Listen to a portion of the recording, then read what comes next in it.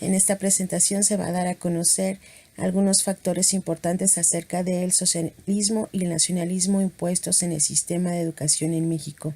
Su servidora, María Guadalupe Hernández López. El proyecto educativo socialista parte del gobierno de Cárdenas después de la Revolución y en respuesta a las necesidades de la nación.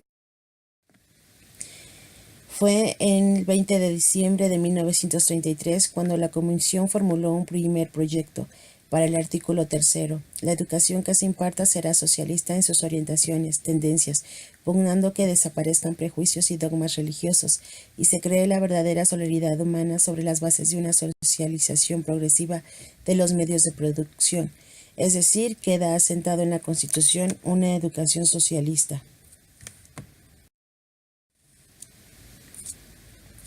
México en 1933 era un país en una situación bastante grave. No solamente el impacto de la depresión mundial era fuerte con el derrumbe del valor de las exportaciones y el regreso de los braceros a Estados Unidos, sino que el régimen surgido de la revolución parecía haber perdido el rumbo. Durante la revolución, las luchas de las fracciones, el caudillismo y el maximato, que nada pudo hacerse en este rubro, se contaba todavía con una población del más del 80% en la ignorancia, el analfabetismo y las nulas posibilidades de acceder a una formación educativa gratuita y laica. Es por eso que en el gobierno de Cárdenas se llevaron a cabo las siguientes características, los elementos y el currículum oculto del socialismo en México. Las características son las siguientes: otorgarle derechos económicos y políticos a la mujer para que ésta se integre a la dinámica nacional, erradicar vicios, males y enfermedades del pueblo mexicano. Se realizaron varias campañas en contra del alcoholismo, juegos de azar, fanatismo, así como en contra de enfermedades como la tuberculosis, parásitos, etc. Alfabetizar al pueblo. Todos los niños debían de estudiar de forma gratuita. La batalla contra la Iglesia dejó de ser prioridad y ahora se combatiría en sus influencias a través de orientaciones y enseñando ciencia. Asentamientos de una educación socialista, plasmado en el artículo 3 constitucional en 1934. La pedagogía en base a los ideales de Dewey, involucrando a pensadores extranjeros como Makarenko, Blonsky, Pinkevich y Pistrak.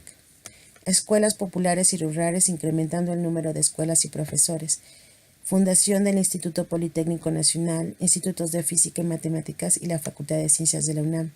Dentro del currículum oculto se puede ver que la escuela socialista buscaba sembrar valores de igualdad, libertad, tolerancia, etc. Crear seres humanos pensantes de sus acciones y actos que reflexionaran sobre su lugar y atribución en la sociedad. La lucha constante en contra del pensamiento clerical.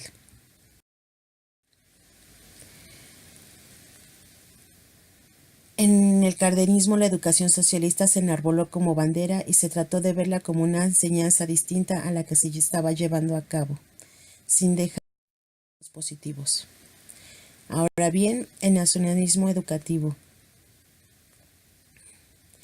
Este tenía como fundamental el amor a la patria, es decir, la nación. Los criollos dejaban de haberse sentido dependientes de España para considerarse hijos de una tierra.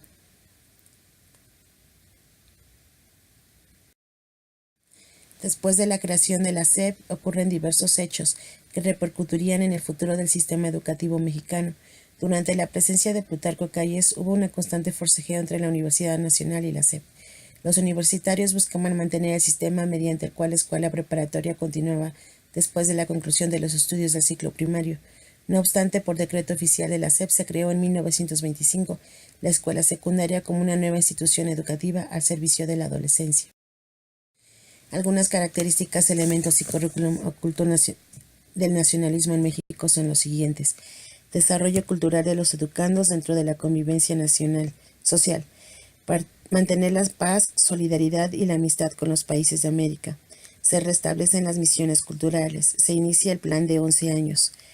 Los elementos es la pedagogía humanista, unidad nacional, se abren importantes instituciones educativas, como el Consejo Nacional Técnico de la Educación, Escuela Normal Superior, la Escuela Nacional de Especialidades, entre otros. Creación de la Comisión Nacional de Libros de Texto Gratuitos, gracias al plan de 11 años de Torres Bodet. El currículum oculto se practica la enseñanza humanista basada en autores europeos. Las escuelas rurales se organizan no por la cantidad, sino por la calidad de conocimientos adquiridos. Se da un desarrollo que se estabiliza en todos los niveles. Dentro de la práctica docente podría ser la enseñanza racional, laica y filosófica, y convertir las escuelas rurales en centros de actividades múltiples, entre otros.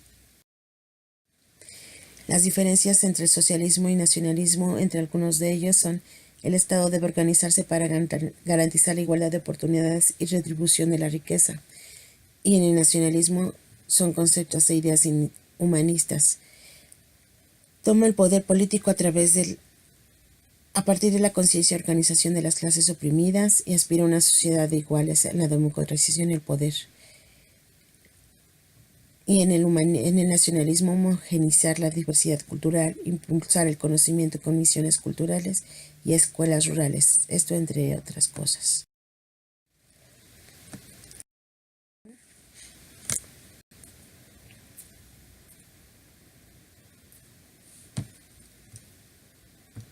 La educación ha sido parte fundamental para la nación desde que volvieron la mirada a la base de cualquier sociedad.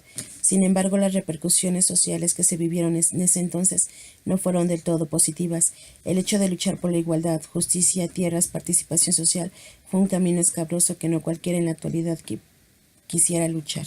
Pero sin duda todo esto tenía que pasar para conocer lo que hoy seguimos pidiendo en todos los niveles educativos, que es una educación de calidad para todos. Mi propuesta sería reorganizar los planes de estudio para nivel primaria en zonas rurales. En el archivo adjunto se aclaran las ideas acerca de esta propuesta. Por su atención, muchas gracias.